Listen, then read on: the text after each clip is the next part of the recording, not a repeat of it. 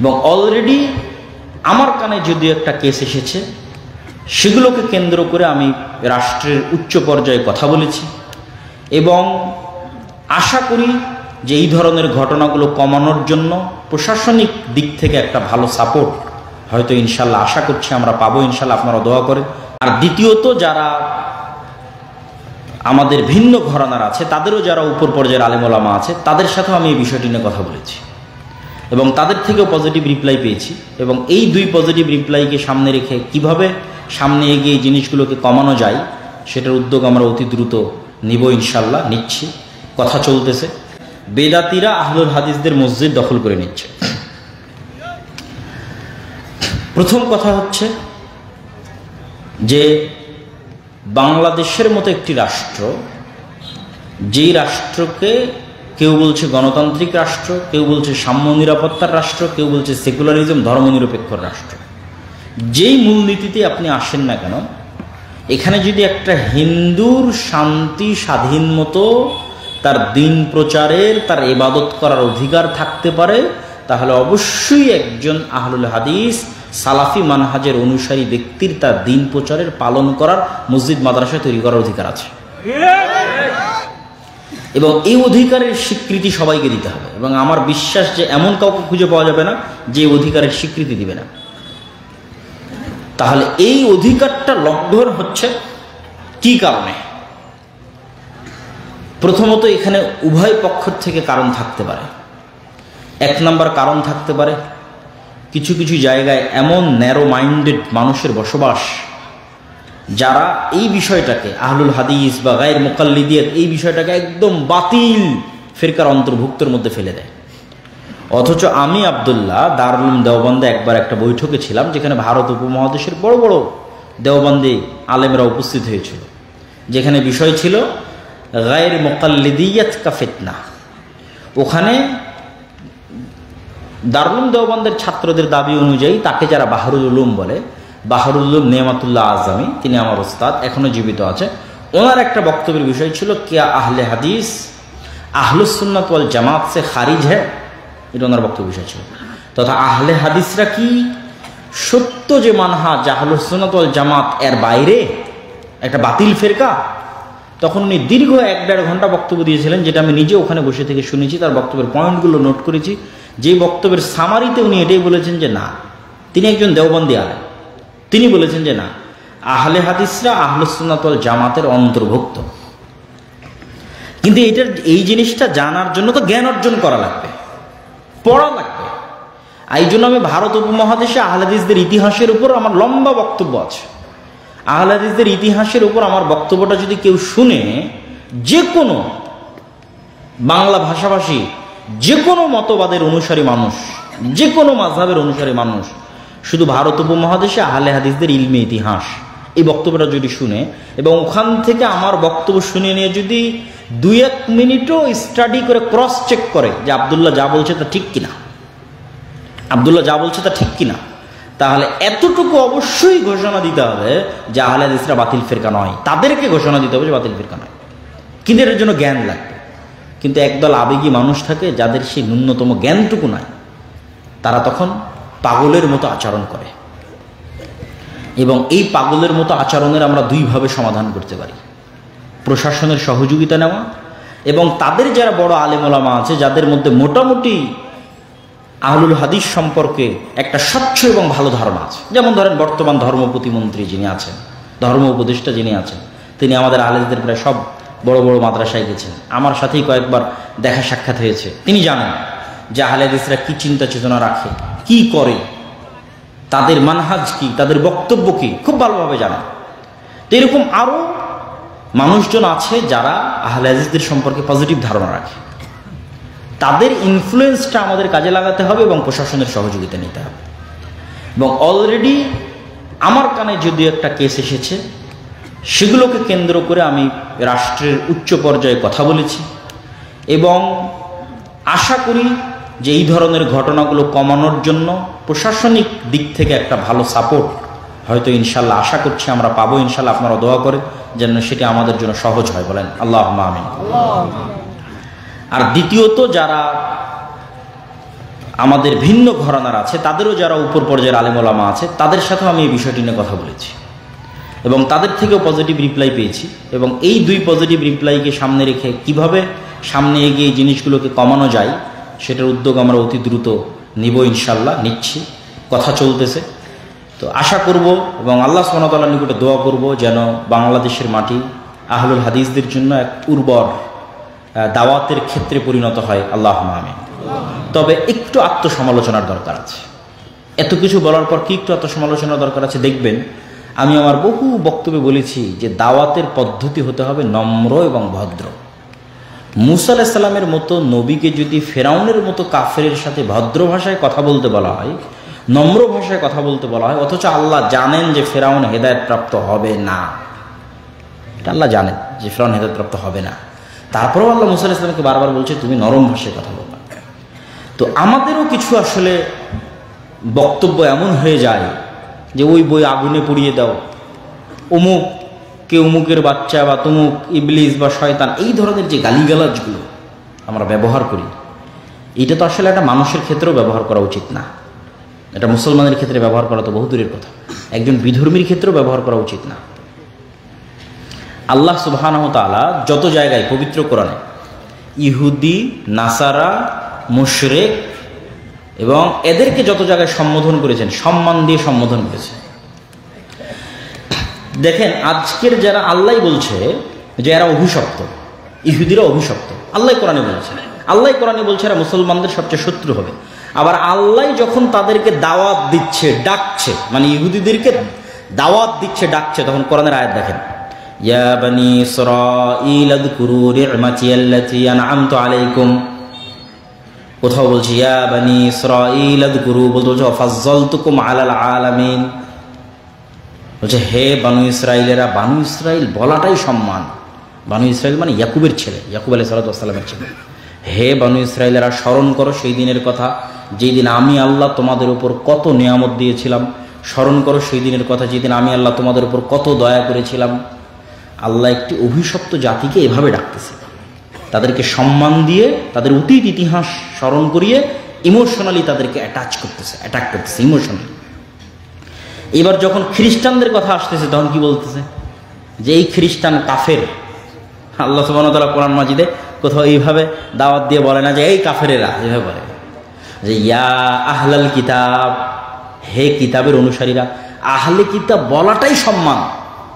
আহলে কিতাব বলাটা কেন সম্মান? আল্লাহ স্মরণ করিয়ে দিচ্ছে যে আমি তোমাদের কাছে একটা কিতাব পাঠিয়েছিলাম যার নাম তাওরাত, যার নাম জবুর, যার নাম ইনজিল। তোমরা কিতাবের অনুসারী, তোমরা আহলে কিতাব। তোমরা নাসারা হতে পারো, মুহাম্মাদের উপর ঈমান আনয়ন করনি, এটাও হতে পারে, কিন্তু তোমরা আহলে কিতাব। সম্মান দিয়ে স্মরণ করে ডেকে তারপরে দাওয়াত দিচ্ছে, তাআলাউ ইলা কালিমাতিন সাওয়াআম বাইনানা ওয়া বাইনাকুম, আসো এমন কথার দিকে যা আমার এবং তোমার মধ্যে এক। তাহলে আপনি বলেন যে আপনার এক পাশের হানাফি ভাই, এক দেওবন্দি ভাই, সে এই ইহুদির চাইতে, মুশরিকের চাইতে, ফেরাউনের চাইতে, ওই খ্রিস্টানের চাইতে কি খারাপ? কি বলেন? খারাপ? যদি খারাপ না হয় তাহলে যদি আপনি বলেন যে ওর বই পুড়িয়ে দিব, ওর এই করব সেই করব, এই কি অমুক অমুকের বাচ্চা, তুমুক ইবলিস শয়তান, মুখের ভাষার কোনো ঠিক নাই, তাহলে তারা কি আপনার দাওয়াতটা কিভাবে নেবে? ব্রেনের মধ্যে ডাইরেক্ট নেগেটিভ জিনিস ঢুকে যাবে। আর আপনার দাওয়াত সত্য হলেও আর কোনোদিন গ্রহণ করবে না, তুই তো আমাকে গালি দিয়েছিল। এই জন্য আল্লাহ কিন্তু বলেছে তোমরা অন্যের ইলাহদের গালি দিও না। জানি আমরা যে মা দুর্গার যে পূজা করে, মা কালীর যে পূজা করে, এটা ভ্রান্ত, তারপরেও আল্লাহ বলছে ওটাকে গালি দিও না। ওটাকে গালি দিলে আল্লাহ সম্পর্কে নেগেটিভ জিনিস আর ব্রেনে চলে যাবে, তখন সত্য জানলে আর মানতে পারবে না।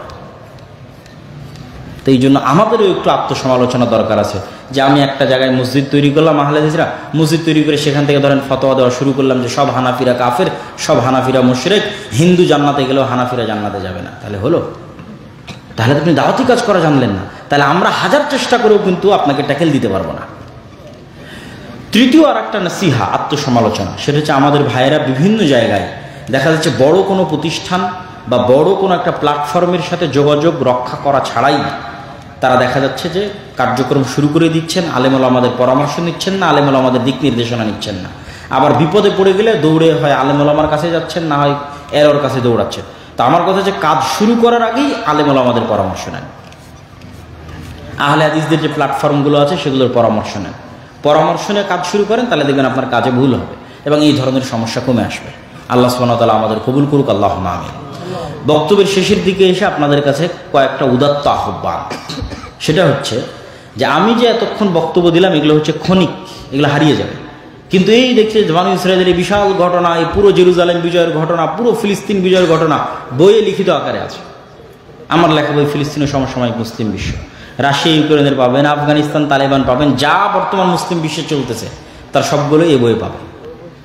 তো এই লিখিত বইগুলো, এই যে শেখ আব্দুর রাজ্জাক বিন ইউসুফ হয়তো আজকে এখানে আসেনি, কিন্তু তার ইলমে আমানতগুলো তো আপনাদের কাছে আছে।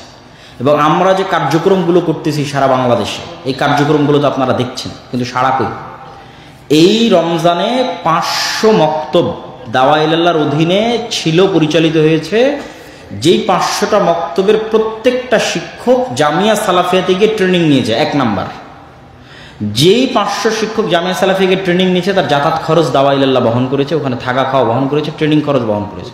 2 নাম্বার, এই 500 শিক্ষক যতগুলো মক্তবে আছে, প্রত্যেকটা মক্তবের যত ছাত্র আছে তাদেরকে বই ফ্রি দেওয়া হয়েছে, যে কায়দাটা পড়বে সে কায়দাটা ফ্রি দেওয়া হয়েছে। 3 নাম্বার, এই রমজান মাসকে লক্ষ্য করে, ঈদকে লক্ষ্য করে 500টা মসজিদে হাদিয়া দেওয়া হয়েছে। ন্যূনতম 2000 হোক 3000 হোক দেওয়া হয়েছে। এই 2000-3000 টাকাও আপনি কল্পনা করেন, 500 মসজিদ পৌঁছে মানে 15 লক্ষ টাকা। এই যে এত বড় খেদমত, এখানে আপনার কোনো কিছুই করা লাগতেছে না, কিন্তু আপনার মক্তব এখনো দাওয়া ইলাল্লাহর অধীনে আসলো না, ট্রেনিং নিল না, ট্রেনিং নেওয়ার আগ্রহ দেখালেন না। এইটা তো দাওয়াতি কাজের ভিত তৈরি করবে। এটা এরকম না যে বড় সম্মেলন করে আমার জনপ্রিয়তা দেখালাম, এটা না। এটার প্রভাব পড়বে 20 বছর পর। দেখা যাচ্ছে 20 বছর পর একটা অফিসের ডিসি বসে থাকবে, বলবে যে আমি দাওয়া ইলাল্লাহর অমুক মক্তবে এই দোয়াটা শিখেছিলাম, বাংলাদেশেরই কোনো এক ডিসি, কোনো এক ওসি। এইটা হলো সুদূর প্রসারী প্রভাব। এটা যে রুট লেভেল থেকে সমাজকে সংস্কার করা, সংশোধন করা, একদম তৃণমূল গোড়া থেকে। এবং এই গোড়া থেকে সংস্কারের জন্য আমরা দ্বিতীয় আর একটা পদক্ষেপ নিয়েছি, যে এই মসজিদগুলোকে আমরা শক্তিশালী করব, মসজিদকে এম্পাওয়ার করা, যে ক্ষমতার যে ব্যালেন্স, এটা যেন শুধু রাজনৈতিক দল আর রাজনৈতিক নেতাদের কাছে না থাকে, ক্ষমতার ব্যালেন্সটা যেন মসজিদ মাদ্রাসার মধ্যেও বন্টন হয়। এটার এখন সুযোগ। এই জন্য আমরা সুদমুক্ত কর্জে হাসানা চালু করেছি। এই জন্যই সুদমুক্ত কর্জে হাসানা আমরা আমভাবে ব্যাপকভাবে সবাইকে দিতে পারবো না। ওই যে মসজিদটাতে আমার বক্তব্য চলতেছে, ওই বক্তব্যের ইমাম এবং দায়িত্বশীলের হাতে ওই গ্রামের যোগ্য ব্যক্তির কাছে যাবে, যাতে ওই যে মক্তবের যে শিক্ষক, সে যেমন মক্তবের টিচার হিসেবে সম্মানিত বোধ করবে, তার এলাকায় কর্জে হাসানা দিয়ে সেই এম্পাওয়ারমেন্ট হবে, সোশ্যাল পাওয়ার তার বাড়বে। দেখা যাচ্ছে যে একটা পর্যায়ে এমন তার সোশ্যাল পাওয়ার হয়ে গেছে, একটা মেম্বারের চেয়ে পাওয়ারফুল হয়ে গেছে গ্রামে। এটা অস্বাভাবিক কিছু না, এটা নিয়ে আসতে হবে। যে মসজিদ মাদ্রাসা মানে শুধু আপনি কোরআন পড়াবেন, হাদিস শিখাবেন দিয়ে শেষ না। আপনার গ্রামে কোনো অন্যায় হচ্ছে কিনা ওটা অন্তত সাধ্য অনুযায়ী বাধা দিতে হবে, এটাও মসজিদ মাদ্রাসার কাজ। এই অন্যায় মানে আপনারা বুঝিয়েন না যে গান বাজনার অন্যায়, বেপরদার অন্যায়, সেগুলো তো অন্যায়। কিন্তু আমি এখন যে অন্যায়ের কথা বলতেছি সেটা মিথ্যার অন্যায়, ধোকার অন্যায়, দুর্নীতির অন্যায়, মানুষের উপর অন্যায়। ওগুলো অন্যায় বাধা দেওয়ার জন্য তো বক্তব্য অনেক হয়েছে, হুজুরেরা করেও শোনেও।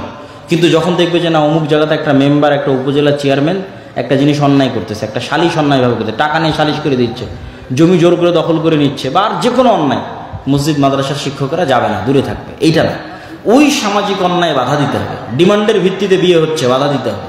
বাপ মারা গেছে, বোনকে সঠিকভাবে সম্পত্তি বুঝিয়ে দেয়নি, বাধা দিতে হবে। এই সোশ্যাল পাওয়ারটা আপনাকে অর্জন করতে হবে। সেটার জন্য আমাদের দ্বিতীয় আমরা শুরু করেছি জাস্টিস মুভমেন্ট, যেটার প্রথম প্রজেক্ট হচ্ছে কর্জে হাসানা, এবং ওই মসজিদগুলো থেকে বিতরণ হবে। তো আলোচনা শুরু করেছিলাম কি, আল্লাহ তো বলে দিয়েছে আমাদের সাথে শত্রুতা করবে কারা বেশি। একদল বসবাস করছে ফিলিস্তিনের পাশে, আর একদল বসবাস করছে আমাদের পাশে। তাহলে এটা তো আল্লাহ বলেছে তারা আমাদের প্রতি শত্রুতা করবে।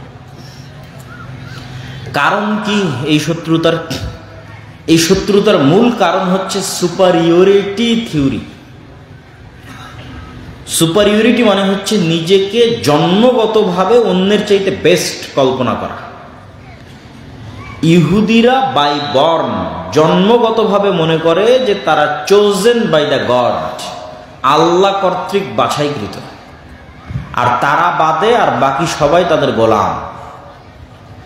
এই গোলামদেরকে হত্যা করা যেমন তাদের অধিকার, এই গোলামদের স্ত্রীদের ভোগ করা তাদের অধিকার। এই জন্য তারা ন্যূনতম কষ্ট বোধ করে না যে আমি 1000 মারলাম কি লক্ষ মারলাম। এই ফিলিংস মুসলমান মারলেও তৈরি হবে না, হিন্দু মারলেও তৈরি হবে না, খ্রিস্টান মারলেও তৈরি হবে না। কেননা তার ফিলিংসটা কি, যে আমি আল্লাহ কর্তৃক বাছাইকৃত, এই জন্য নতুন করে কেউ ইহুদি হতে পারবে না। আপনি বলবেন যে আজকে আমি ইহুদি ধর্ম গ্রহণ করব না, বাই বর্ন, জন্মগত হতে হবে। তো তার ব্লাড, রক্তের দিক থেকে তারা বিশ্বাস করে যে তারা পৃথিবীর সর্বশ্রেষ্ঠ রক্তের অধিকারী বংশগতভাবে, তাদেরকে আল্লাহ বাছাই করেছে, অতএব পৃথিবীর বাকি সবাই গোলাম। ঠিক সেম মতবাদ আমাদের পার্শ্ববর্তী দেশের ব্রাহ্মণ্যবাদী মতবাদে বিশ্বাসী যারা, তারা বিশ্বাস করে। সেটা কি, ব্রাহ্মণেরা ভগবানের মাথা থেকে তৈরি হয়েছে, অতএব আর ব্রাহ্মণবাদে আর বাকি যারা আছে তারা সব গোলাম। এমনকি একটা সময় ছিল ভারত উপমহাদেশে যে যারা শূদ্র, যারা ক্ষত্রিয়, যারা দাস, তাদের বাচ্চাদেরকে জবাই পর্যন্ত করা হতো বলিদান হিসেবে। ব্রাহ্মণের সন্তানকে কোনোদিন বলিদান দেওয়া হয় না, ব্রাহ্মণের সন্তানকে কোনোদিন জবাই করা হয় না, কিন্তু তাদের নিম্ন শ্রেণীর হিন্দু যারা আছে তাদের জবাই করা হয়েছে। আর বাংলাদেশের মানুষ এত বেশি মুসলমান হয়েছে কেন? এইটাই হচ্ছে সেটা কারণ। ব্রাহ্মণ্যবাদীদের এই সুপারিয়রিটি থিওরি, আর্যদের নিজেদেরকে এই মহৎ মনে করা, আর বাকিরা সব তাদের গোলাম। মুসলমানদেরকে তারা বলতো লেচ্ছ, জবন, অস্পৃশ্য, মানে মুসলমানের গায়ে হাত দিলেও অপবিত্র হয়ে যাবে, মুসলমান ঘরে ঢুকলে ঘর অপবিত্র হয়ে যাবে। শেখ মুজিবুর রহমানের আত্মজীবনীতে লেখা আছে যে সে একবার তার এক হিন্দু বন্ধুর বাড়িতে প্রবেশ করায় তার হিন্দু মা, বোন, খালা সব মিলে বাড়ি ধুয়ে পরিষ্কার করেছে। উনি নিজে লিখেছেন ওনার আত্মজীবনীতে। তাহলে সেম ইহুদিরা যেমন সুপারিয়রিটি থিওরিতে বিশ্বাস করে যে আমরা পৃথিবীর সর্বশ্রেষ্ঠ সন্তান, ব্রাহ্মণেরা বিশ্বাস করে যে আমরা ভগবানের মাথা থেকে তৈরি হয়েছি, বাকি সব আমাদের গোলাম।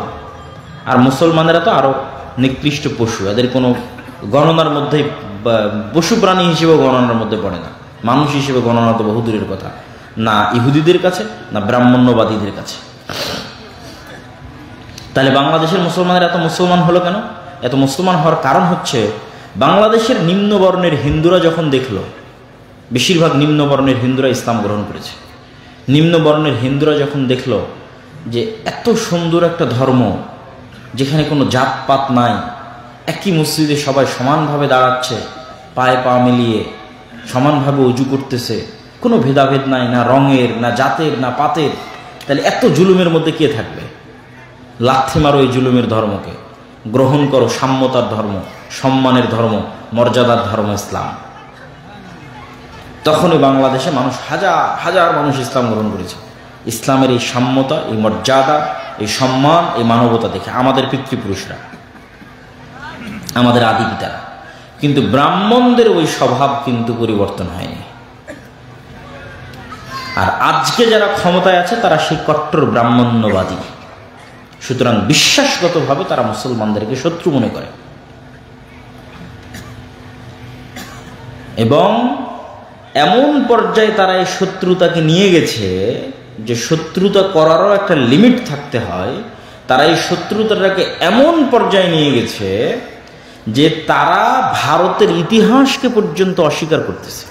আজকের যুগে এসে ভারতের ইতিহাস কি?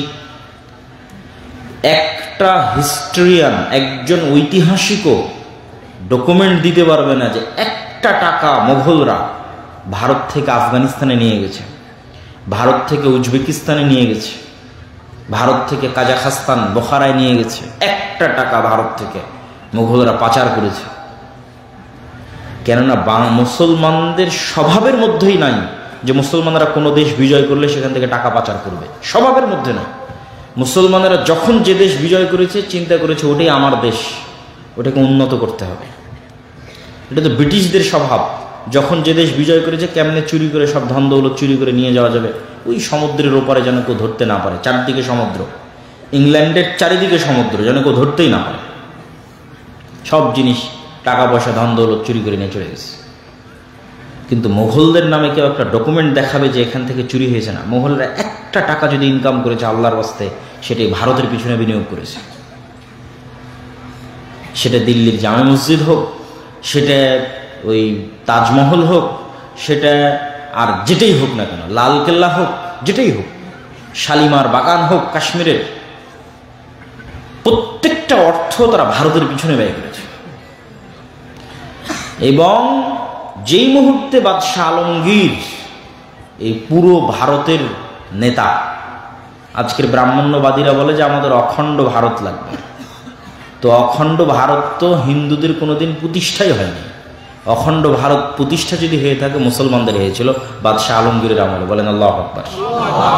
তথা একদম কাবুল থেকে নিয়ে শুরু করে একদম আরাকান পর্যন্ত এই পুরো ভারত উপমহাদেশে, অখণ্ড ভারতে কার শাসন চলতেছে? মুসলমানদের শাসন, বাদশাহ আলমগীরের শাসন 50 বছর। তো অখণ্ড ভারত চাই, তো অখণ্ড ভারত আমাদের লাগবে, মুসলমানদের লাগবে, বাদশাহ আলমগীরের অখণ্ড ভারত। আমরাও অখণ্ড ভারত থিওরিতে একমত, তবে সে অখণ্ড ভারত কাদের হবে? মুসলমানদের অখণ্ড ভারত, বাদশাহ আলমগীরের অখণ্ড ভারত। তো বাদশাহ আলমগীরের সময়ে গোটা পৃথিবীর জিডিপির 25 থেকে 30% জিডিপির মালিক ছিল ভারত, গোটা পৃথিবীর জিডিপির। আর ব্রিটিশরা যখন চলে যায় তখন গোটা পৃথিবীর জিডিপির 5%-এরও মালিক ভারত নয়। তাহলে বাদশাহ আলমগীর থেকে ব্রিটিশ, কোন সময় ভারত বেশি ধনী ছিল? বাদশাহ আলমগীরের সময় ভারত বেশি ধনী ছিল। গোটা ভারতে ন্যায় নিষ্ঠা প্রতিষ্ঠা ছিল, কোনো হিন্দুর উপর তার ধর্মের কারণে জুলুম করা হয়নি, কোনো হিন্দুর উপর তার ধর্মের কারণে তার মন্দিরে আঘাত করা হয়নি। যে ধর্মের কারণে, যেটা হিন্দুদের মন্দির ভাঙ্গ, এই কারণে একটা মন্দিরও ভাঙ্গা হয়নি। জোরপূর্বক কাউকে বলা হয়নি যে আসে ইসলাম গ্রহণ করো। ভারতের স্বর্ণযুগ ছিল বাদশাহ আলমগীরের সময়। আর আজকে তারা বলতেছে যে বাদশাহ আলমগীর আমাদের শত্রু, আজকে তারা বলতেছে মোগলরা আমাদের শত্রু। তো মোগলরা যদি তোমাদের শত্রু হয়, বাদশাহ আলমগীর যদি তোমাদের শত্রু হয়, তাহলে ব্রিটিশরা তোমাদের বন্ধু। তাহলে তোমরা কিসের আজাদী আন্দোলন করেছো ভারতে? এত যে বলো 1947-এর স্বাধীনতা, যদি শত্রুই হয় মোগলরা, তাহলে স্বাধীনতা কার থেকে নিয়েছো? সম্মানিত উপস্থিতি, ইতিহাস কেমনভাবে বিকৃত করা হয়েছে। বিদ্বেষ অন্তরের মধ্যে ঢুকতে ঢুকতে এই পর্যায়ে বিদ্বেষ গেছে, যখন আন্দোলন হচ্ছে বাদশাহ আলমগীরকে তার কবর থেকে তুলে, তার কবর মহারাষ্ট্র থেকে বের করে দিতে হবে, আওরঙ্গাবাদ থেকে বের করে দিতে হবে। অথচ সে এত মহান শাসক ছিল যে কোরআন লেখে সেটা বিক্রি করে এবং হাতে টুপি সেলাই করে সেটা বিক্রি করে নিজের সংসার চালাতেন। একদিনের জন্য 1 টাকাও ভারতের কোষাগার থেকে গ্রহণ করেনি বাদশাহ আলমগীর।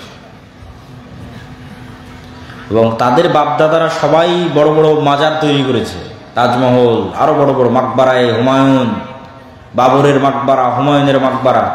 বাদশাহ আলমগীর ওসিয়ত লিখে গেছে যে আমার যেখানে কবর হবে সেখানে উপরে কোনো ছাদ থাকবে না, সম্পূর্ণ মাটি বরাবর কবর হবে, মানুষ যেন চিনতেই না পারে যে এটা বাদশাহ আলমগীরের কবর, উপরে কোনো ছাদ থাকবে না। খুবই আল্লাহওয়ালা পরহেজগার মানুষ ছিলেন। এখন বলতেছে তার লাশ যেন কবর থেকে বের করা হয়। তো এই হলো পিছনের হিস্ট্রি এবং কারণ বিদ্বেষের। এবং বিদ্বেষটা অযৌক্তিক, এবং বিদ্বেষটা অগ্রহণযোগ্য, এবং বিদ্বেষটা মিথ্যার উপর প্রতিষ্ঠিত। আর এই বিদ্বেষ দিন দিন আরো বাড়ছে। কিন্তু এটাও আশ্চর্যের বিষয় নয়। আশ্চর্যের বিষয় হচ্ছে ভারত 47-এ প্রতিষ্ঠা হয়েছে সেকুলারিজমের উপর, বাংলাদেশ আর পাকিস্তান 47-এ প্রতিষ্ঠা হয়েছে ধর্মের উপর, আর ভারত প্রতিষ্ঠা হয়েছে সেকুলারিজমের উপর। আজ 70-75 বছর পরে সেই ভারত ফিরে গেল ধর্মে, কট্টর ডানপন্থী হিন্দুত্ববাদীতে ফিরে গেল। আর ভারত, এই পাকিস্তান আর বাংলাদেশ ফিরে গেল এটা দেখাতে যে আমরা কত বড় সেকুলার। দেখো, আমাদের চেয়ে বড় সেকুলার আর দুনিয়াতে কেউ নাই। আর সেকুলার দেখানোর পাল্লা পাকিস্তান আর বাংলাদেশ এবং এরকম দেশের এত বেশি হলো, আর ভারত এত কট্টর হওয়ার পরও ভারতের মাটিতে বিদেশের গোয়েন্দা এসে বলে যে বাংলাদেশের সংখ্যালঘুদের নিরাপত্তা দিতে হবে। বাংলাদেশে কোনো ঘটনাই ঘটেনি সংখ্যালঘুদের। আমরা জানি না যে বাংলাদেশের ইতিহাসে কোনো মুসলমান কোনো মন্দিরকে ভেঙে সেখানে মসজিদ তৈরি করেছে।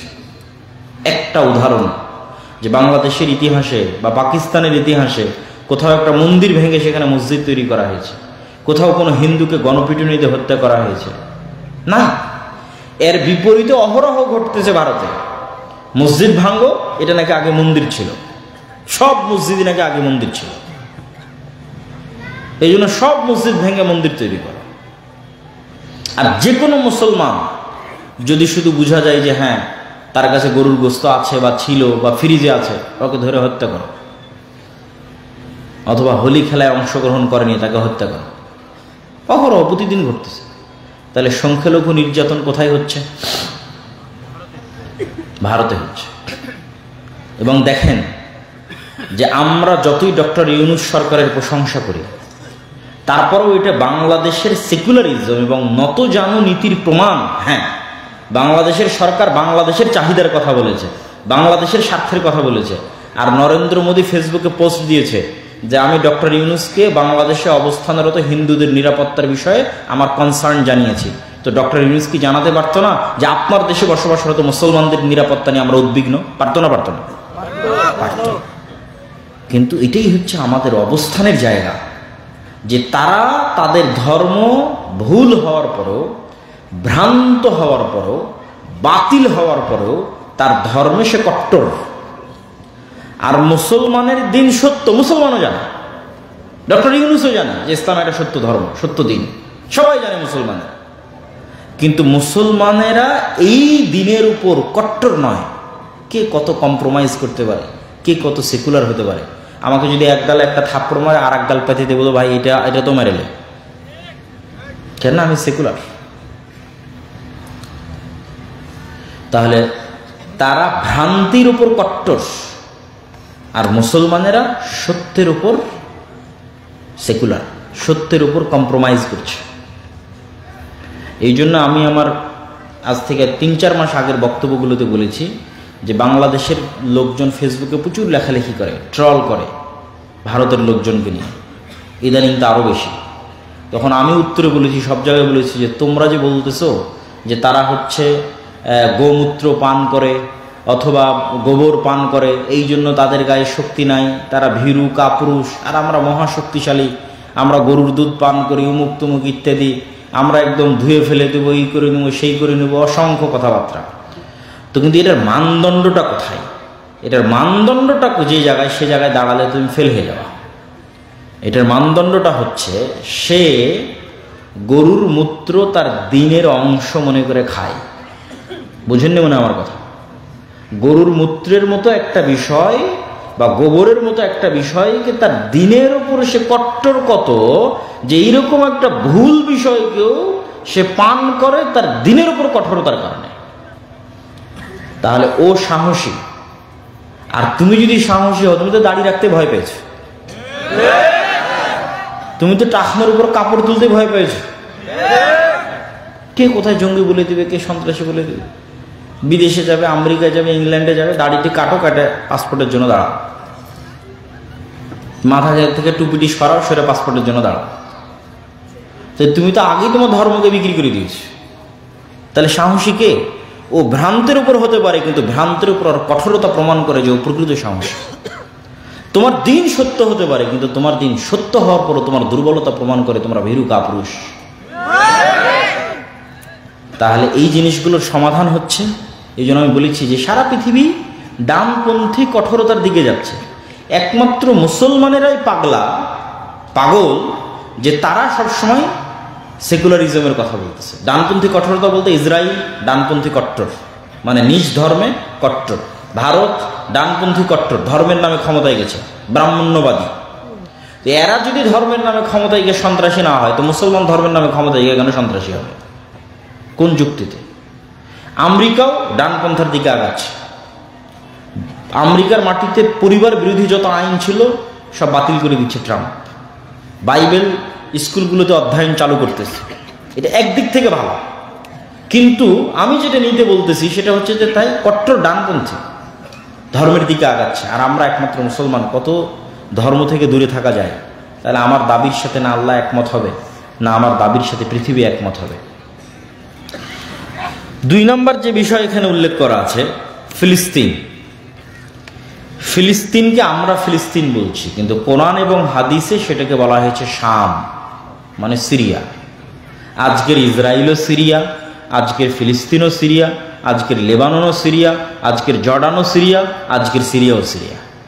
এই যে 1947-এ ব্রিটিশরা যেমন এই পাকিস্তান আর বাংলাদেশকে ভাগ করে হিন্দুদের জন্য একটা বড় দেশ তৈরি করে দিয়েছে, এই ব্রিটিশরাই ওই আরবের সিরিয়াকে ভাঙ্গে টুকরা টুকরা করে ওর মধ্যে ইসরায়েলদের জন্য দেশ তৈরি করে দিয়েছে 1 বছর আগে পরে।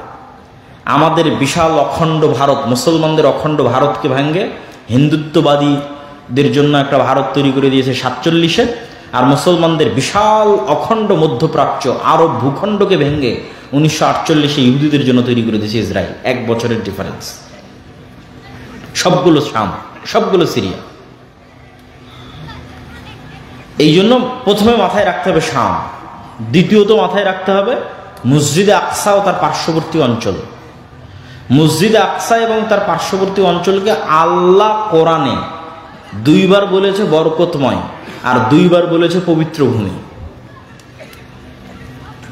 একবার আল্লাহ সুবহানাহু ওয়া তাআলা বলছে সুবহানাল্লাযী আসরা বিআবদিহি লাইলাম মিনাল মাসজিদিল হারামি ইলাল মাসজিদিল আকসা আল্লাযী বারাকনা হাওলা। মহাপবিত্র সেই সত্তা যে তার বান্দা মুহাম্মদ সাল্লাল্লাহু আলাইহি সাল্লামকে রাতের বেলা মক্কার মসজিদে হারাম থেকে দূরবর্তী মসজিদ মসজিদে আকসায় সফর করিয়েছে, সেই দূরবর্তী মসজিদ যার চারিদিক আল্লাহ বরকত দিয়ে ঘিরে দিয়েছে। বলেন আল্লাহু আকবার। কোরআনের আয়াতের অনুবাদ আল্লাযী বারাকনা হাওলা, যে মসজিদ আকসার চারিদিক আমরা বরকত দিয়ে ঘিরে দিয়েছি। 2 নম্বর আয়াত ওয়া নাজ্জাইনাহু ওয়া লূতান ইলাল আরজিল্লাতি বারাকনা ফিহা লিল আলামিন। আমি আল্লাহ ইব্রাহিমকে আশ্রয় দিয়েছি, লূতকে আশ্রয় দিয়েছি পৃথিবীর ওই মাটিতে, যেই মাটিতে আমি বরকত রেখেছি সারা পৃথিবীর মানুষের জন্য। বলেন আল্লাহু আকবার। কোরআনের আয়াতের অনুবাদ করতেছি। আল্লাহ বলছেন আমি ইব্রাহিমকে আশ্রয় দিয়েছি আর লূতকে আশ্রয় দিয়েছি ওই মাটিতে। ইব্রাহিমকে কিভাবে? ইরাক থেকে যখন তার বাপ বের করে দিলেন তখন। লূতকে কিভাবে? লূতের সম্প্রদায়ের শহর আল্লাহ উল্টিয়ে দিয়ে যখন ধ্বংস করে দিলেন তখন লূত আলাইহিস সালাম সহ ঈমানদাররা পালিয়ে যেখানে আশ্রয় নিয়েছিল। আর ইব্রাহিম আলাইহিস সালাম ইরাক থেকে বাপের বাড়ি থেকে পালিয়ে যেখানে আশ্রয় নিয়েছিল। তাহলে ইব্রাহিম পালিয়ে আশ্রয় নিলেন, লূত পালিয়ে আশ্রয় নিলেন যেই জায়গা, সেই জায়গাকে আল্লাহ বলছে সারা পৃথিবীর মানুষের জন্য বরকতময়। সেটা হচ্ছে মসজিদ আকসা এবং তার পার্শ্ববর্তী, সেটাই জেরুজালেম, সেটাই শাম। এই জন্য মোহাম্মদ সাল্লাল্লাহু আলাইহি ওয়াসাল্লামের দারুল হিজরা মদিনা। মোহাম্মদ সাল্লাল্লাহু আলাইহি ওয়াসাল্লাম মক্কা থেকে হিজরত করেছে মদিনা, আর মোহাম্মদ সাল্লাল্লাহু আলাইহি ওয়াসাল্লামের পিতা ইব্রাহিম আলাইহিস সালাম হিজরত করেছে ইরাক থেকে শাম। এই জন্য দিন 2 জায়গাতে কিয়ামত পর্যন্ত থাকবে। একটা মোহাম্মদ সাল্লাল্লাহু আলাইহি ওয়াসাল্লামের হিজরত স্থল মদিনায় কিয়ামত পর্যন্ত দিন থাকবে, আর একটা পিতা ইব্রাহিম আলাইহিস সালামের হিজরত স্থল শামে কিয়ামত পর্যন্ত দিন থাকবে। হকপন্থীরা থাকবে শামে। এই জেরুজালেমের মাটিতে অসংখ্য নবী এসেছে। ইব্রাহিম আলাইহিস সালামের 2 সন্তান, বানু ইসরাইল, বানু ইসমাইল। বানু ইসমাইলের বংশে মোহাম্মদ সাল্লাল্লাহু আলাইহি ওয়াসাল্লাম, আমরা বানু ইসমাইল।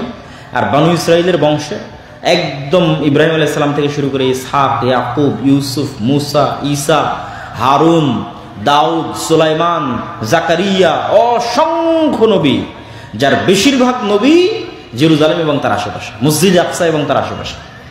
যেমন 2-4টা নবীর কথা তো আপনারা খুব ভালো করে জানেন। দাউদ আর সুলাইমান আলাইহিস সালাম সারা পৃথিবীতে যে রাজত্ব প্রতিষ্ঠা করেছিল, ওই রাজত্বের হেডকোয়ার্টার রাজধানী ছিল মসজিদ আকসা, জেরুজালেম। আর আরেকটা খুব ভালো করেই জানেন যে মারিয়াম আলাইহিস সালামের মা, ওয়াইজ ক্বালাত ইমরাতু ইমরান রাব্বি ইন্নী নাযারতু লাকা মা ফি বাতনি মুহাররান ফাতাকাব্বাল মিন্নি। আল্লাহ আমার পেটে সন্তান, ইমরানের স্ত্রী বলছে, সন্তানকে তোমার রাস্তায় ওয়াকফ করে দিয়েছি। ফালাম্মা ওয়াদাআতহা ক্বালাত রাব্বি ইন্নী ওয়াদাতুহা উনসা ওয়াল্লাহু আ'লামু বিমা ওয়াদাআত। যখন সন্তান প্রসব হলো বলছে আল্লাহ তো মেয়ে সন্তান হয়েছে। আল্লাহ বলছে আরে আমি তো আগে থেকেই জানি মেয়ে সন্তান হবে। ওয়ালাইসা যাকারু কাল উনসা, আর সব মেয়ে সব ছেলের মতো নয়, সব ছেলে সব মেয়ের মতো নয়। সে মেয়ের নাম মারিয়াম। তিনি যেই মসজিদের খেদমত করতেন সেই মসজিদের নাম মসজিদ আকসা। যেই মসজিদের মেহরাবের বর্ণনা আল্লাহ বলছে যে কুল্লামা দাখালা আলাইহা জাকারিয়াল মেহরাব ওয়াজাদা ইনদাহা রিজকা। যখনই জাকারিয়া মেহরাবে প্রবেশ করতো মারিয়ামের দেখতো অসময়ের ফল। ক্বালা ইয়া মারিয়াম আন্না লাকা হাযা ক্বালাত হিয়া মিন ইনদিল্লাহ। জাকারিয়া বলে মারিয়াম এই অসময়ের ফল কোথায় থেকে আসে? মারিয়াম বলে আল্লাহর পক্ষ থেকে আসে। ইন্নাল্লাহ ইয়ারযুকু মান ইয়াশা বিগাইরি হিসাব। আল্লাহ যাকে ইচ্ছা তাকে বেহিসাব রিজিক দান করতে পারে। তাহলে 1 নাম্বার কি ধারাবাহিকভাবে যে মারিয়াম এই মসজিদের খাদেম। 2 নাম্বার কি আজকের পৃথিবীতে যেই ধর্মের অনুসারী সবচেয়ে বেশি, কাগজে কলমে, বাস্তবে নয়, বাস্তবে একজনও খ্রিস্টান নয়, কাগজে কলমে নামকাওয়াস্তে খ্রিস্টানের সংখ্যা বর্তমান পৃথিবীতে সবচেয়ে বেশি, মুসলমানদের চেয়ে বেশি। তাহলে খ্রিস্টান ধর্মের যিনি নবী ঈসা আলাইহিস সালাম তথা মারিয়ামের সন্তান, তার জন্মই জেরুজালেমে। মসজিদ আকসা থেকে দূরবর্তী অঞ্চলে উনি তার সন্তানকে প্রসব দিয়ে যখন সন্তানকে কোলে নিয়ে লোকালয়ে ফিরে আসছেন, আল্লাহ কোরআনে বলছে, মা কানা আবুকে ইমরা সাউইন ওয়া মা কানাত উম্মুকে বাগিয়া, মারিয়াম তোমার বাপ তো খারাপ মানুষ ছিল না, তোমার মা তো ব্যভিচারী ছিল না, তুমি তো অবিবাহিতা, মেয়ে সন্তান কোথায় থেকে আসলো? ফাশারাত ইলাই, মারিয়াম বাচ্চার দিকে ইশারা করে বলছে, আল্লাহ শিখিয়ে দিয়েছে কথা বলবা না, মুখ বন্ধ রাখবা, ইশারা করবা বাচ্চার দিকে ইশারা করছে। তখন ওরা বলছে, কাইফা নাতাকাল্লামু মান কানা ফিল মাহদি সাবিয়া, তুমি কি মজাক করো নাকি? ওই বাচ্চার সাথে কিভাবে কথা বলবো যে বাচ্চা এখন মায়ের কোলে আছে, দুধ পান করতেছে, এই বাচ্চা তো কথা বলতে পারবে না। তখন ঈসা আলাইহিস সালাম মায়ের কোল থেকে বলে উঠছে, ইন্নী আব্দুল্লাহ আতানিয়াল কিতাব ওয়া জাআলানি নাবিয়্যা, আমি আল্লাহর বান্দা, আল্লাহ আমাকে কিতাব দিয়েছে, আল্লাহ আমাকে নবী করেছে, ওয়া আওসানি বিস সালাতি ওয়াজ যাকাতি মা দুমতু হাইয়া, আর আল্লাহ আমাকে আদেশ দিয়েছে যতদিন বেঁচে থাকবো ততদিন যেন সালাত আর যাকাত বাদ না যায়। আল্লাহু আকবার। মায়ের কোলে ছোট্ট বাচ্চা কথা বলতেছে, তখন বলতেছে সালাত যাকাত বাদ দেওয়া যাবে না। প্রথম কথার মধ্যেই আছে যে আল্লাহ আমাকে আদেশ দিয়েছে যে সালাত আর যাকাত যেন বাদ না যায়। তাহলে এই জেরুজালেমের সাথে নবীদের ইতিহাস জড়িত।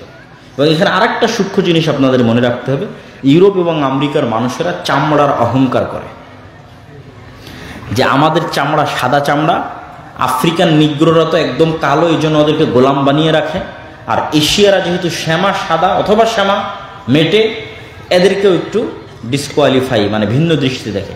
এই রেসিজমটা আগে অনেক বেশি ছিল, এখন একটু কমেছে, কিন্তু অন্তরের মধ্যে আছে। তো এই জায়গায় দুটো সূক্ষ্ম জিনিস মনে রাখতে হবে। এক, তাদের চামড়া সাদা হলেও, ইউরোপ আমেরিকার মানুষের চামড়া সাদা হলেও, তারা যেই নবীকে নবী হিসেবে মানে ওই নবী ইব্রাহিমের সন্তান, এবং তার গায়ের চামড়া তাদের মতো নয়, কেননা তিনি এশিয়ান। তার গায়ের চামড়া মুহাম্মদ সাল্লাল্লাহু আলাইহি ওয়াসাল্লামের মতো, তার গায়ের চামড়া আমাদের মতো। এক নাম্বার মনে রাখার বিষয়। দুই নাম্বার মনে রাখার বিষয় কি, আজকের ইহুদিরা যদি বলে যে হ্যাঁ আমরা ভাই বোন, ইসহাক, ইয়াকুব, ইউসুফ, তাদের 12 ভাই, তাদের সন্তান, তো ওদেরও গায়ের চামড়া সাদা হবে না, ইউরোপিয়ান আমেরিকানদের গায়ের চামড়ার মতো হবে না যদি ভাই বোন ওদের সন্তান হয়। তাদের গায়ের চামড়া হবে মুসলমানদের মতো, কেননা এশিয়ানদের মতো, আরবদের মতো, ইউরোপিয়ান আমেরিকানদের মতো না। সুতরাং তাদের এই দাবির মধ্যে অবশ্যই কোনো ধোঁকা বা সঠতা আছে। সম্মানিত উপস্থিতি, কি বলছিলাম? ফিলিস্তিন ইস্যু। ফিলিস্তিন ইস্যুতে আগে আমাদের জানতে হবে এই জায়গার গুরুত্বটা কত, এই জায়গার মহত্বটা কত। তাহলে আমরা এই আয়াত, এই ইতিহাস, এগুলোতে বোঝা গেল যে এটা কত মহৎ এবং মহান জায়গা। এবং বর্তমান পৃথিবীর তাহলে তিনটে ধর্মের পবিত্র স্থান হলো এই জায়গাটা। মুসলমানদেরও পবিত্র স্থান, খ্রিস্টানদেরও পবিত্র স্থান, ইহুদিদেরও পবিত্র স্থান।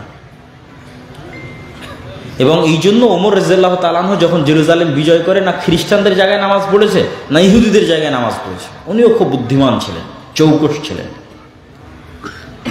তো এই মহান জায়গা আমাদের হাতছাড়া হয়ে গেল। আমাদের বাপদাদারা যখন হজের সফরে যেত, মক্কাতেও নামাজ পড়তো, মদিনাতেও নামাজ পড়তো, মসজিদে আকসাতেও নামাজ পড়তো। আর আমরা 70-80 বছর থেকে কোনো মুসলমান, বাইরের কোনো মুসলমান মসজিদে আকসায় নামাজ পড়তে যেতে পায়নি। তাহলে মসজিদে আকসার নামাজ থেকে আল্লাহ আমাদের বঞ্চিত রেখেছে, এটা আমাদের জন্য আযাব। লা তুসাদ্দুর রিহাল ইল্লা সালাসা, পৃথিবীর একমাত্র 3টে জায়গায় ইবাদতের জন্য যাওয়া নেকির কাজ। আর পৃথিবীর কোনো জায়গায় ইবাদতের উদ্দেশ্যে গেলে গুনাহ হবে। ধরেন কেউ যদি মনে করে যে আমি আল্লাহর নবীর কবর জিয়ারত করতে বাংলাদেশ থেকে মদিনা যাব, গুনাহগার হবে। বুঝেন? কিন্তু আপনি এখান থেকে পাসপোর্ট করলেন, ভিসা করলেন, আপনার নিয়ত আল্লাহর নবীর কবর জিয়ারত করব, গুনাহগার। এই নিয়তে যে আল্লাহর নবীর কবর জিয়ারত করলে আমি বেশি কোনো নেকি পেতে পারি। নিয়ত কি হতে হবে? 3টে জায়গায় ইবাদতের জন্য যাওয়া যায়। 1, মক্কার মসজিদে হারাম। 2, মদিনার মসজিদে নববী। মসজিদ নববীতে চলে এসেছি, তাই এখানে আল্লাহর নবীর কবর আছে, তাই একটু জিয়ারতটা করে নিই, এটাতে সমস্যা নেই। কিন্তু নিয়ত মসজিদে নববী। আর আরেকটা জায়গা, সেটা মসজিদে আকসা, যেখানে ইবাদত করার উদ্দেশ্যে সফর করলে নেকি হবে, যেখানে সালাত আদায়ের উদ্দেশ্যে সফর করলে নেকি হবে। কিন্তু আমরা কিন্তু সেই সালাতের নেকি থেকে বঞ্চিত, আল্লাহ বঞ্চিত করে রেখেছে। তাহলে এই সম্মান আল্লাহ আমাদের পূর্ববর্তীদের দিয়েছে। কেন দিয়েছে? ওমর রাদিয়াল্লাহু তাআলা আনহু যেদিন, তাহলে এই প্রবলেমের সমাধান হয়ে যাবে। ওমর রাদিয়াল্লাহু তাআলা আনহু যেদিন জেরুজালেম বিজয় করবেন, তখন আবু উবাইদা ইবনুল জাররাহ 4000 সাহাবী সহ 12,000 সৈন্য নিয়ে জেরুজালেম ঘেরাও করে আছে। প্রায় 1 মাস থেকে ঘেরাও চলতেছে, রক্তপাত চায় না। পাদ্রীরা বলল, ঠিক আছে, আমরা শেষ পর্যন্ত আত্মসমর্পণ করতে রাজি আছি, চাবি হস্তান্তর করতে রাজি আছি, আমিরুল মোমিনিন খলিফাতুল মুসলিমিনকে আসতে হবে। আমাদের বইয়ে যার ভবিষ্যৎবাণী করা আছে সে আবু উবাইদা ইবনুল জাররাহ নয়। এখন তোমাদের যে প্রধান সেনাপতি সে ওই ব্যক্তি নয় যার হাতে আমরা চাবি হস্তান্তর করব। আমাদের ধর্মীয় বইয়ে এগুলো লেখা নাই, তবে একজনের কথা লেখা আছে, তাকে আসতে হবে, তাকে আমরা যাচাই করব। তা আমিরুল মোমিনিন খলিফাতুল মুসলিমিনের কাছে চিঠি লেখা হলো। উনি আসলেন, যখন উনি জেরুজালেমে প্রবেশ করছেন তখন উনি উটের রশি ধরে টানছেন। এটা কিন্তু 1200 কিলোমিটারের পথ, মদিনা থেকে রওনা দিয়ে ফিলিস্তিনের জেরুজালেম 1200 কিলোমিটার পথ উটের পথে আসছেন। তো দুইজন মিলে ভাগ করে নিয়েছে চাকরের সাথে। তো যখন ঢুকছেন তখন তার পালিতে তিনি রশি ধরে টানছেন এবং জামা কাপড় জীর্ণ শীর্ণ। তো যেহেতু এই বিজয়টা একটা বড় বিজয়, কেননা রোমান এম্পায়ারের সবচেয়ে বড় তীর্থস্থল বিজয় হচ্ছে, এই জন্য হাজার হাজার পাদ্রী আছে। তা আবু উবাইদা ইবনুল জাররাহ হন্তদন্ত হয়ে ছুটে এসে বলছে, আজকে তো অপমান হয়ে গেলাম আমরা, আপনি হচ্ছেন আমাদের আমির, আমাদের খলিফা, আপনার এই অবস্থা দিয়ে তারা আমাদের হাসি ঠাট্টা করবে। ওমর রাদিয়াল্লাহু তাআলা বলছে, এই কথা তুমি বাদে অন্য কেউ বললে খুব কষ্ট পেতাম না, কিন্তু তুমি বলাতে কষ্ট পেলাম। আমরা ছিলাম মরুভূমির রাখাল, দুনিয়ার কেউ চিনত না। জাহিলি যুগে আমি ওমর, আমাকে কেউ চিনত না। আর আজকে আমি ওমর অর্ধ পৃথিবীর শাসক, আবার রোমান এম্পায়ারের সবচেয়ে বড় তীর্থস্থল আমি ওমর বিজয় করতেছি। তো তোমরা কি মনে করছো এটা জামা কাপড়, পোশাক আশাক, স্টাইল আর এই সমস্ত এগুলো কিছু দিয়ে অর্জন করেছি? না। আ'আজ্জানাল্লাহু বিল ইসলাম, ইসলাম এবং কোরআনের অনুসরণ আল্লাহ আমাদেরকে সম্মান দিয়েছে। আল্লাহু আকবার। পৃথিবীর ইতিহাসের কোন যুদ্ধে মুসলমানেরা শক্তি ক্ষমতা দিয়ে বিজয় অর্জন করেনি। আজকে মুসলমানদের কাছে যে ক্ষমতা আছে, যে শক্তি আছে, তার শিকি ক্ষমতা খোলাফায়ে রাশিদিনের আমলে মুসলমানদের কাছে ছিল না। তার শিকি ক্ষমতা সুলতান মোহাম্মদ আল ফাতেহ, যিনি তুরস্ক বিজয় করেছেন, তার কাছে ছিল না। সুলতান সালাহুদ্দিন আইয়ুবী তার কাছে ছিল না, শিকি ক্ষমতা ছিল না। আজকের মুসলমানদের যে ক্ষমতা আছে, আজকের পাকিস্তানের যে ক্ষমতা আছে, বাংলাদেশের যে ক্ষমতা আছে, সৌদি আরব, তুরস্ক, মালয়েশিয়ার যে ক্ষমতা আছে, এর একটা দেশের যে ক্ষমতা, তার শিকি ক্ষমতা খোলাফায়ে রাশিদিনের আমলে ছিল না। তাহলে প্রত্যেকটা যুদ্ধে মুসলমানের সংখ্যা কম, প্রত্যেকটা যুদ্ধে বিপরীত পক্ষের যোদ্ধার সংখ্যা বেশি। খালিদ বিন ওয়ালিদ মুতার যুদ্ধে কয়েক লক্ষ রোমান এম্পায়ারের বিরুদ্ধে যুদ্ধ করেছে মাত্র কয়েক হাজার সৈন্য নিয়ে। তাহলে মুসলমানরা ক্ষমতা দিয়ে বিজয় অর্জন করেনি, মুসলমানেরা বিজয় অর্জন করেছে তাকওয়া, পরহেজগারিতা, আল্লাহ ভরসা দিয়ে। আজকে মুসলমানদের কাছে ক্ষমতা আছে কিন্তু আসল জিনিসটাই নাই।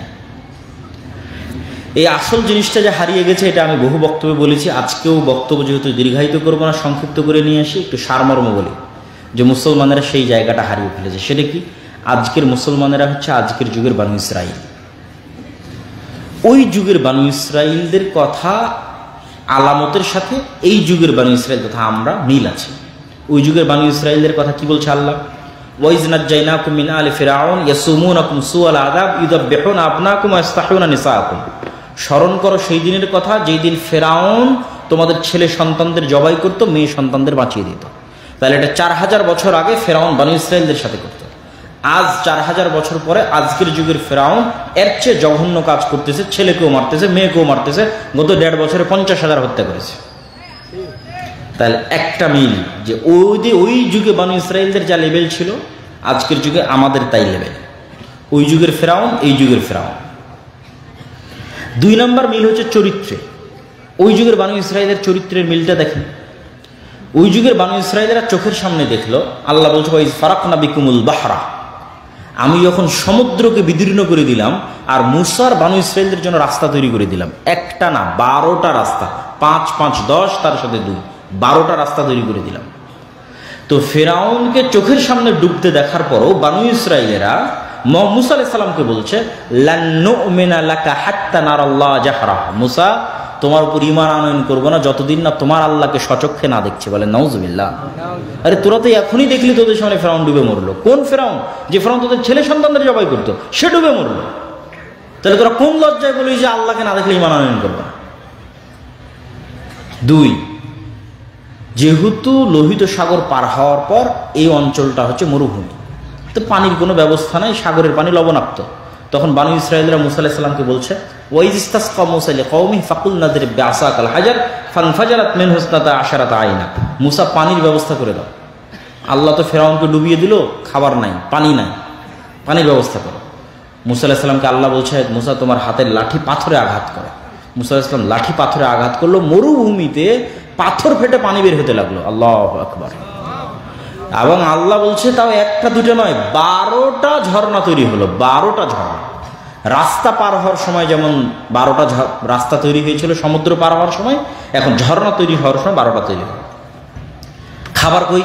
আল্লাহ বললো ঠিক আছে, আমি জান্নাত থেকে খাবার পাঠাচ্ছি। মরুভূমিতে তো আর খাবার হবে না, এখানে লোহিত সাগর, ওই পারে তো ফেরাউন, আর তার ফেরাউন মারা গেছে, কিন্তু ফেরাউনের সৈন্যবাহিনী মিশরে আছেই, আর এখানে মরুভূমি, তাহলে খাবার কোত্থেকে আসবে? জান্নাত থেকে। খাবারের নাম কি? মান্না সালোয়া।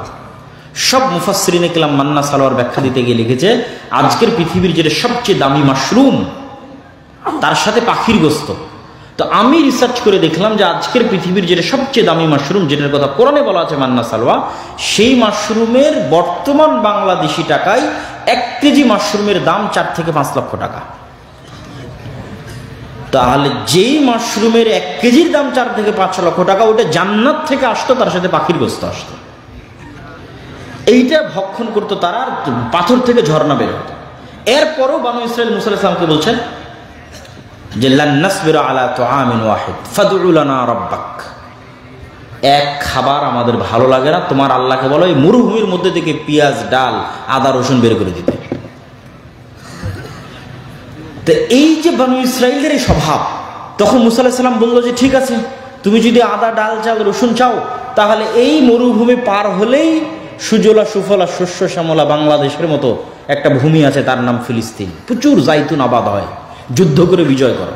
তখন এই বানু ইসরাইল বলছে, যেই বানু ইসরাইল চোখের সামনে ফেরাউনকে ডুবতে দেখলো, যেই বানু ইসরাইল দেখছে চোখের সামনে মরুভূমিতে পাথর ফেটে ঝর্ণা বের হচ্ছে, যেই বানু ইসরাইল দেখছে প্রতিদিন জান্নাত থেকে খাবার আসতেছে, সেই বানু ইসরাইল বলল ইযহাব আনতা ওয়া রাব্বুকা ফাকাতিলা, মুসা তুমি আর তোমার আল্লাহ গিয়ে যুদ্ধ করো, আমরা যুদ্ধ করতে পারবো না। বলেন নাউজুবিল্লাহ।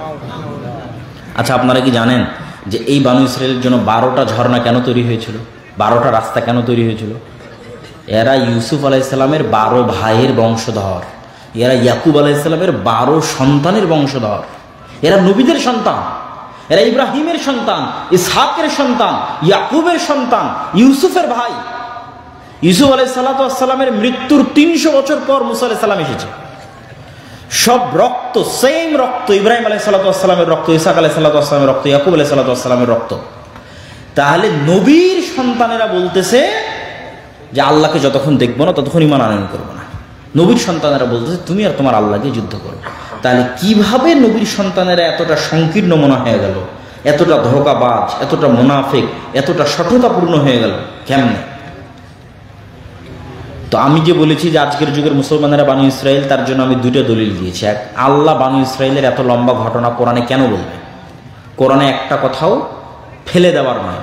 তাহলে এই যে এতগুলো আয়াত পড়লাম, সব কোরআনের আয়াত, পড়লাম আর অনুবাদ করলাম, পড়লাম আর অনুবাদ করলাম। তাহলে বানু ইসরাইলের এত ঘটনা, সূরা বাকারার অর্ধেক বানু ইসরাইলের ঘটনা। তার মানে মুসলমানেরাও একদিন বানু ইসরাইল হয়ে যাবে, তাই এই ঘটনা পড়ে যেন শিখে। এটা রাসূল সাল্লাল্লাহু আলাইহি ওয়াসাল্লাম বলে গেছে। আর মুসলমানেরা যে বানু ইসরাইল হয়ে গেছে, এটা আমি ইউরোপে গিয়ে দেখেছি, আমেরিকায় গিয়ে, ইউরোপ, ইংল্যান্ডে গিয়ে দেখেছি, ফ্রান্স, ইতালিতে গিয়ে দেখেছি। মুসলমানদের জন্ম নিবন্ধন থেকে, পাসপোর্ট থেকে, ওই শহরে প্রবেশ থেকে, ওদের কাছে এই কি বলার নাম বেনিফিট নেওয়া থেকে, ওদের কাছে বাড়ি নেওয়া থেকে, প্রত্যেকটা ধাপ মিথ্যার উপর। মুসলমান কিন্তু সবকিছু মিথ্যার উপর, মুসলমান সবকিছু অন্যায়ের উপর, ও হাজি, নামাজি, সবকিছু, কিন্তু সবকিছু ধোঁকা এবং দুর্নীতির উপর। তাহলে এই মুসলমানই তো ওমরের বংশধর, এই মুসলমানই তো খালিদ বিন ওয়ালিদের বংশধর, সালাহুদ্দিন আইয়ুবের বংশধর, মুহাম্মদ সাল্লাল্লাহু আলাইহি ওয়াসাল্লামের বংশধর। তাহলে ওরাও তো নবীর বংশধর, তো আর এরকম মুনাফিক হয়ে গেল কি করে? ওরা যে বানু ইসরাইল হয়ে গেছে, ওরাও বানু ইসরাইল হয়ে গেছে। এই গত নির্বাচনে রূপগঞ্জে অসংখ্য মানুষ আমি সচক্ষে দেখেছি, উভয় প্রার্থীর কাছ থেকে টাকা নিয়ে বলেছে যে তোমাকে ভোট দিব, মানে 2 জনের থেকে টাকা নিয়ে বলেছে 2 জনকে ভোট দিব। তাহলে মৃত্যু, অথচ সবাই নামাজি, হাজি। এই গত 16 বছরে এরকম জালসার বৈঠকের প্রধান অতিথি, বিশেষ অতিথি হয়েছে, অথবা মসজিদ মাদ্রাসা কমিটির দায়িত্বের মধ্যে আছে, এরকম যদি ভাগ করি তাহলে ডিসি, এসি, ওসপি, এসিল্যান্ড, মন্ত্রী, মিনিস্টার, এমপি, এর 80 ভাগের বেশি আছে জালসা কমিটিতে, 80 ভাগের বেশি আছে মসজিদ মাদ্রাসা সভাপতিতে। আর যদি ওমরার লিস্ট করি তো 60% বেশি হবে যেগুলো ওমরা করে এসেছে। আর তাহাজ্জুদের নামাজ তো সবাই পড়তো। কিন্তু নিজ নিজ দায়িত্বের জায়গায় সব মিথ্যুক, অন্যায়কারী, ধোঁকাবাজ, মুনাফিক, মানুষের হক মেরে খায়। তারা বানু ইসরাইল না? বানু ইসরাইল বাহ্যিকভাবে দেখায় যে আমরা আল্লাহকে অনেক ভয় করি, মুখে দাঁড়িয়ে আছে, মাথায় টুপি আছে, কিন্তু সৎ নয়, মিথ্যু। এবং এটা শুধু তাদের ক্ষেত্রে নয়, আম জনসাধারণের ক্ষেত্রে দেখেন যে আম জনসাধারণ তার বোনকে বাপের সম্পত্তিতে ভাগ দিবে, ভাগ দিতে গিয়ে ন্যায় করেনি, হয় ভাগ বুঝিয়েই দেয়নি, অথবা বুঝে দেওয়ার ক্ষেত্রে যেটা জমি ভালো, যেটা উঁচু, যেটা দামি, ওটা নিজে নিয়েছে, যেটা পানিতে ডুবে আছে, নদীতে আছে, চরে আছে, ওটা বোনকে দিয়েছে। তাহলে সে নামাজি, হাজি, ওমরাকারী, কিন্তু তার চরিত্র দেখেন বানু ইসরাইলের মতো, মিথ্যুক, মুনাফিক, ধোঁকাবাজ, দুর্নীতিবাজ। সে হাজি, নামাজি, ওমরাকারী, কিন্তু মেয়েকে যখন বিয়ে দিতে যাচ্ছে তখন ঠিকই ডিমান্ড নিচ্ছে, তখন ঠিকই যৌতুক দাবি করে বসতেছে। তাহলে এই যে আপনি যৌতুক দাবি করতেছেন মেয়ের পরিবারের কাছে, এটা হচ্ছে আপনি জেনে শুনে মেয়ে এবং মেয়ের পরিবারের উপর জুলুম করতেছেন, অন্যায় করতেছেন,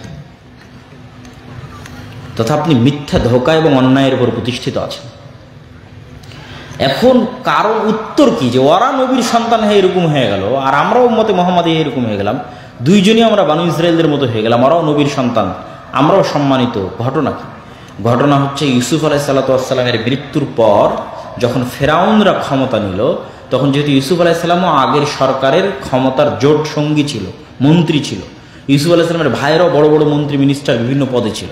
তখন পরের ফেরাউন যখন ক্ষমতায় আসলো, এরা বললো আগের সরকারের রাজারা যেমন আমার শত্রু, আগের সরকারকে যারা সাপোর্ট দিয়েছে এরাও আমাদের শত্রু, এদেরকে ধরার মার। তো এইটা বাড়লো আরো কেন? যে কোনো পাদ্রী, যে কোনো জ্যোতিষী, যে কোনো জাদুকর, ওই সময় জাদুরও খুব চর্চা ছিল, এসে বলতো ফেরাউন তোমার ক্ষমতা যদি ধ্বংস হয় এই বানু ইসরায়েলদের হাতে ধ্বংস হয়ে যাবে। তখন মাথা আরো গরম হয়ে গেল যে 300 বছরের জুলুমের স্টিম রোলার চললো বানু ইসরায়েলদের উপর। তো গোলামিতে বানু ইসরায়েলদের স্বভাব নষ্ট হয়ে গেল।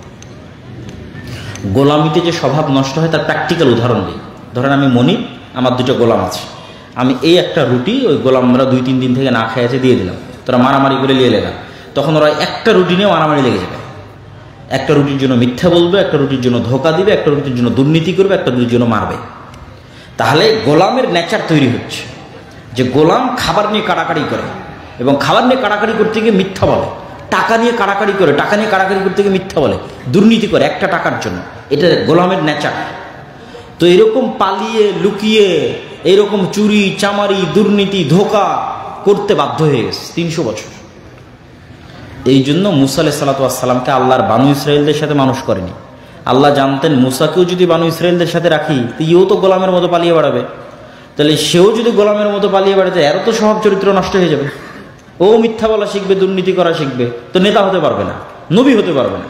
তখন আল্লাহ কি করলেন? মুসা আলাইহিস সালামকে তুলে রাজার বাড়িতে পাঠিয়ে দিলেন। রাজা ফেরাউন, ফেরাউনের বাড়িতে রাজপুত্র, অ্যাজ এ প্রিন্স, রাজপুত্র হিসেবে মুসা আলাইহিস সালাম মানুষ হয়েছে।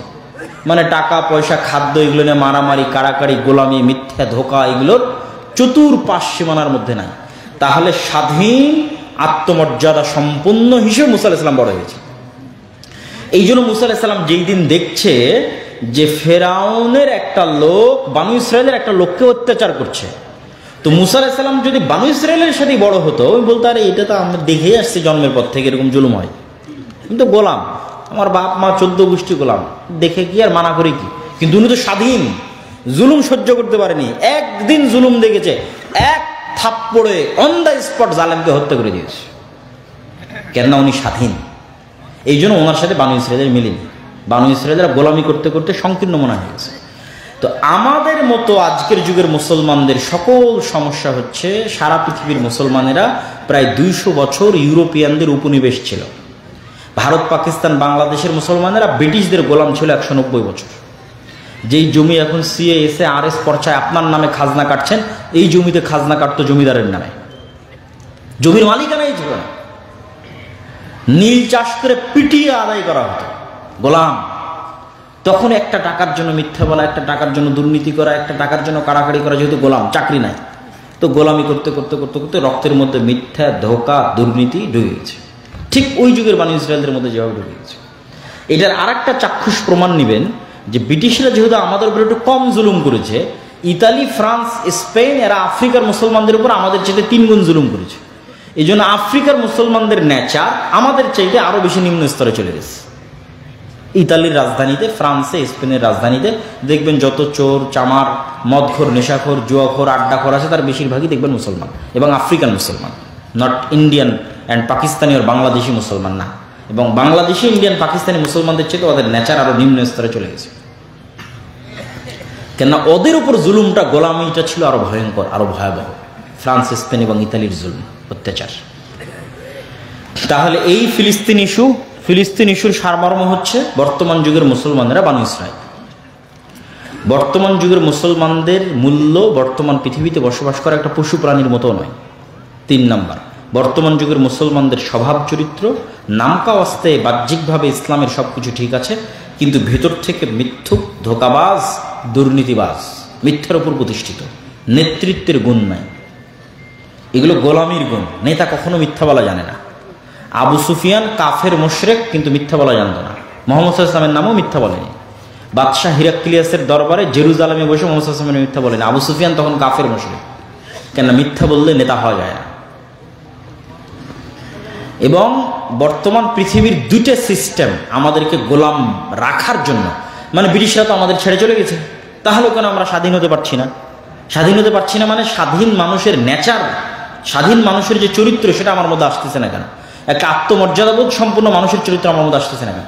2টা জিনিস ব্রিটিশরা, ইহুদিরা মিলে সারা পৃথিবীতে চালু রেখেছে আমাদের মধ্যে গোলামির স্বভাব অব্যাহত রাখার জন্য। একটার নাম গণতন্ত্র, আর একটার নাম সুদ। এই ফিলিস্তিন ইস্যুর সমাধান হলো এই 2টাতে। একটার নাম গণতন্ত্র, একটার নাম সুদ। গণতন্ত্র এমন এক জিনিস যেখানে মিথ্যা না বললে আপনি রাজনীতি করতেই পারবেন না, মিথ্যা বলতেই হবে। আপনারা যেমন চোখের সামনে দেখেছেন গত 16 বছরের মিথ্যা, এখন আবার দেখছেন যে গণতন্ত্রের নামে কত রকমের মিথ্যা কথা চলতেছে। গত 16 বছর যেমন দেখেছেন চাঁদাবাজি, এখনো দেখতেছেন একই চাঁদাবাজি, শুধু মানুষ পরিবর্তন হয়েছে, দল পরিবর্তন হয়েছে, কিন্তু ওই ধোঁকাবাজি, দুর্নীতি তার জায়গায় ঠিক আছে। এটা গণতন্ত্র টিকিয়ে রাখে। গণতন্ত্র এই ধোঁকাবাজির সিস্টেম, এই মিথ্যের সিস্টেম, এই জিনিসগুলোকে টিকিয়ে রাখে। 2, সুদ কিভাবে মিথ্যাকে টিকিয়ে রাখে? রাসূল সাল্লাল্লাহু আলাইহি ওয়াসাল্লাম দোয়া করলে বলে, আল্লাহুম্মা নাউযুবিকা মিনাল মা'সামি ওয়াল মাগরাম, আল্লাহ কর্জ থেকে বাঁচতে চাই, গুনাহ থেকে বাঁচতে চাই। সাহাবীরা জিজ্ঞেস করছে, আল্লাহ নবী এত কেন কর্জ থেকে বাঁচতে চান? আল্লাহ নবী বলছে, যখন মানুষ কর্জ নেওয়া শুরু করে মিথ্যা বলা শুরু করে। হলো, যখন মানুষ কর্জ নেওয়া শুরু করে মিথ্যা বলা শুরু করে। এখন এই মনাকাশা, সাহাপাড়া, চাপাই, শিবগঞ্জ, কানসাপ একটা বাড়ি খুঁজে নিয়ে এসে দেন যে বাড়িতে কিস্তির লোন নাই, আর একটা বাড়ি খুঁজে নিয়ে এসে দেন যে বাড়িতে কিস্তির লোন আছে অথচ একদিনও মিথ্যা বলেনি। মানে এমন একটা বাড়ি খুঁজে নিয়ে এসে দিবেন যে বাড়িতে কিস্তির লোন আছে কিন্তু একদিনও মিথ্যা বলেনি। আল্লাহ নবী বলেছে, আল্লাহ নবী লোন থেকে বাঁচতে চান কেন? লোন নেওয়া শুরু করলে মিথ্যা বলা শুরু হয়। কেন? আল্লাহ নবী জানেন মিথ্যা বললে নেতা হওয়া যায় না। আপনি আপনার বোনকে যে সম্পত্তি বুঝিয়ে দেননি ন্যায়ের সাথে, ওর থেকে মাপ নিয়ে আপনি জান্নাতে যেতে পারবেন, কিন্তু উপরে যিনি আল্লাহ আছেন তিনি কোনোদিন মনে করবে না যে এই মানুষটাকে রাষ্ট্রের নেতা বানানো যায়, কোনোদিন মনে করবে না। আপনি নেতা হওয়ার অযোগ্য, ক্ষমা চেয়ে জান্নাতে যেতে পারেন। মিথ্যা বললে, দুর্নীতি করলে, ধোঁকা দিলে, অসৎ হলে নেতা হওয়া যায় না। তাহলে আমাদের স্বভাবের মধ্যে গোলামি আছে, গোলামির স্বভাবের কারণে আমরা গোলাম আছি। তাহলে আগে স্বাধীনের স্বভাব অর্জন করতে হবে, মানে একটা স্বাধীন ব্যক্তিত্ব সম্পন্ন মানুষ কোন স্বভাবের হয় সেটা অর্জন করতে হবে। এই জন্য আল্লামা ইকবাল বলেছে, 3য় পয়েন্টে যাওয়ার আগে এই পয়েন্টটা, এই বক্তব্য দিয়ে শেষ করব। আল্লামা ইকবাল তার বক্তব্যের মধ্যে বলেছে, কবিতার মধ্যে বলেছে, সাবাক ফিরসে পর সাদাকাত কা, শুজাআত কা, আদালত কা, লিয়া জায়েগা তুঝসে কাম, দুনিয়া কি ইমামত কা। মুসলমানেরা তোমাদের মধ্যে নামাজ আছে, সঠিক আকীদা আছে, আমল আছে, হজ আছে, উমরা আছে, গোটা রমজানে রোজা রাখলে, সাহারি করলে, ইফতারি করলে, ঈদ পালন করলে, ফিতরা দিলে, সব কিছু আছে। নাই কি তোমরা সত্য বলা জানো না, তোমাদের মধ্যে সাহসিকতা নাই, তোমাদের মধ্যে ন্যায়পরায়ণতা নাই। তোমরা নতুন করে সত্য বলা শিখো, ন্যায়পরায়ণতা প্রতিষ্ঠা করা শিখো, সাহসী হও, আল্লাহ তোমাদেরকে পুনরায় দুনিয়ার নেতা বানিয়ে দিবে। আল্লাহু আকবার। এই জিনিসটা মুসলমানদের নাই, সারা পৃথিবীতে মুসলমানদের নাই। এটা মুসলমানদের নিয়ে আসতে হবে। সব নবী ছিলেন সত্যবাদী, সব নবী ছিলেন ন্যায়পরায়ণ, জন্মগত ন্যায়পরায়ণ আর সত্যবাদী করার জন্যই মুসা আলাইহিস সালামকে ফেরাউনের বাড়িতে পাঠানো হয়েছে, বানু ইসরায়েলদের সাথে রাখা হয়। সম্মানিত উপস্থিতি, এবার 3য় পয়েন্টে চলে যায়। 3য় পয়েন্ট কি লেখা ছিল এখানে?